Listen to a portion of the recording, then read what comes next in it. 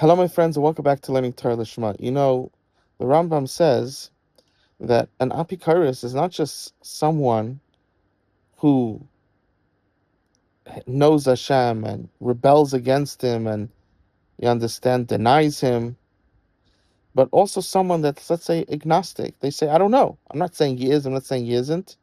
I don't know. The Rambam says that's also an apikaris. Now, if someone is agnostic, you need to quickly work on that, and it's pretty easy to know that God exists. It's not rocket science. At least for sure, not today. It's not rocket science. So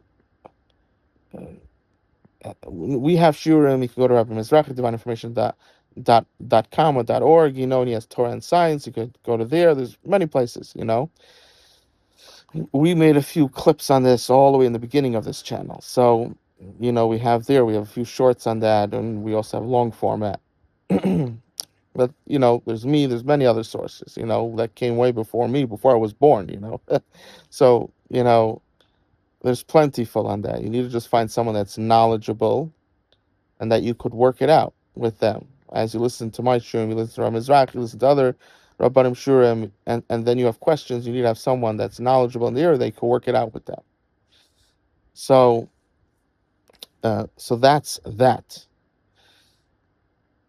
Now,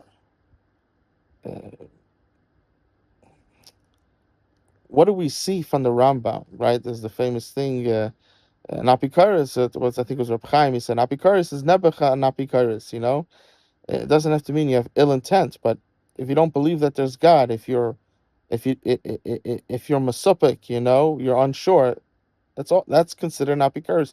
You need to know that Hashem exists. There needs to be that an absolute by you. That's how you get out of the apikaris stage. You understand?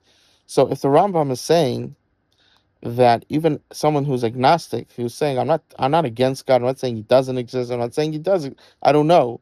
If he's saying that's even an apikaris, that teaches us that we need to show kids the proof before they're bar bas mitzvah.